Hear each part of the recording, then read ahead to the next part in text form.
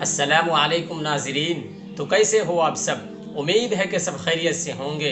अल्लाह आप लोगों को ऐसे ही खुश रखे। दोस्तों, जैसा कि आज मेरा आप थंबनेल देख के समझ ही गए होंगे कि आज मैं आप लोगों से क्या बातें करने वाला हूँ। दोस्तों, जब मैंने इस किस्से को पढ़ा तो मुझे खुद भी रोना आया। एक माँ अपने बच्चों को किस तरीके से परवरिश करती है और किस तरीके से उसके साथ बुढ़ापा में मामला किया जाता है। चलिए दोस्तों, मैं आज की कहानी की तरफ चलता हूँ। कहते हैं कि 3 बेटों और 2 बेटियों के चेहरे पर एक ही सवाल था और वो सब के सब गुज़िश्ता 1 घंटे से अस्पताल के बरामदे में टहल टहल कर इस सवाल का जवाब सोच रहे थे कि मेरा ख्याल है कि जफ़र भाई सबसे बड़े हैं तो उनका फ़र्ज़ बनता है कि अम्मा को अपने घर ले जाए। ज़ैनब ने बड़ी देर के बाद अटकते हुए कहा कि जफ़र ने अपनी बीवी की तरफ देखा जो मुसलसल तस्बीह के दाने गिन रही थी और अम्मा की सलामती के लिए दुआएं भी मांग रही थी। कहने लगी कि मैं अपने फ़र्ज़ से इनकार नहीं करता, लेकिन तुम सब जानते हो कि हीरा सर्विस करती है और अम्मा के लिए अब फुल टाइम औरत की ज़रूरत है। मेरा ख्याल है कि तुम घर में रहती हो तो अम्मा की देखभाल अच्छी तरह कर लोगी। खर्चा की फ़िक्र ना करो, वो मैं दे दूंगा। जफ़र ने खर्चे पर जोर देकर कहा, मेरी तो बड़ी ख्वाहिश है कि अम्मा की खिदमत करूं, मगर आप तो जानते हो कि मेरे ससुराल वाले किस तरीके के हैं और मैं ये सब बर्दाश्त नहीं कर सकती कि मेरे भाइयों को कोई बुरा कहे। फिर कुछ लम्हों के लिए फिर सुकूत छा गया, यानी बिल्कुल सब खामोश हो गए, गोया सबको साफ सुन गया हो। फिर कुछ देर के बाद कहने लगे कि मेरा ख्याल है कि जफ़र भाई के पास अम्मा ज़्यादा आराम से रह सकती है। तो सायरा ने हकलाते हुए भाई को कहा, मेरा भी यही ख्याल है कि जफ़र ने फ़ौरन छोटी बहन की तायीद की और उसकी बीवी ने आंखों में एक दूसरे से कुछ कहा कि असल में अम्मा का कभी भी हमारे घर में दिल लगता ही कहाँ था।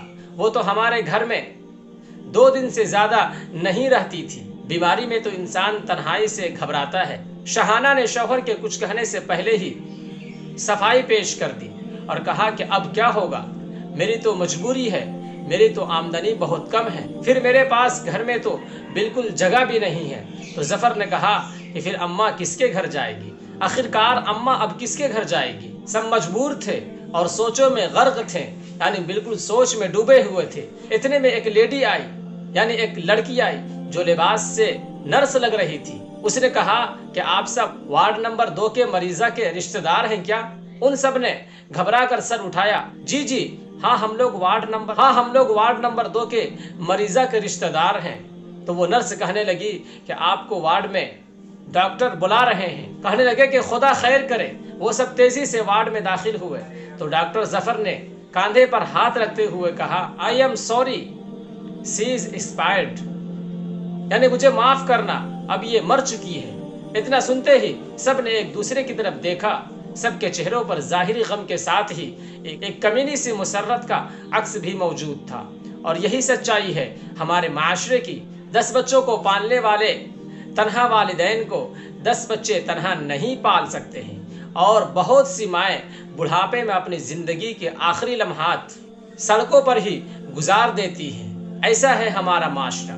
दोस्तों, किस तरीके से हमारे वालिदैन जो बूढ़े हो चुके होते हैं और बुढ़ापे की उम्र को पहुंच जाते हैं, उनकी हर एक लम्हा हमें बोझ मालूम होता है और हमें गिरा गुजरता है। दोस्तों, मैं आपसे दरख्वास्त करता हूं कि आप अपने वालिदैन का खूब ख्याल रखें, ख़ास तौर से जब वो बुढ़ापे की उम्र को पहुंच जाए तो आप उनका खूब ख्याल रखें। एक हदीस में आता है कि जो अपने वालिदैन में से किसी एक को पाए और वो उनकी खिदमत करके अपने आप को जन्नत का मुस्तहिक ना बना ले तो ऐसे शख्स पर जिब्राइल अलैहिस्सलाम ने बद्दुआ की है और आप सल्लल्लाहु अलैहि वसल्लम ने उस पर आमीन कहा है। दोस्तों, मैं उम्मीद करता हूँ कि आज की इस वीडियो में आपको काफ़ी कुछ सीखने को मिला होगा। तब तक के लिए हमें इजाज़त दें। अस्सलामु अलैकुम व रहमतुल्लाह।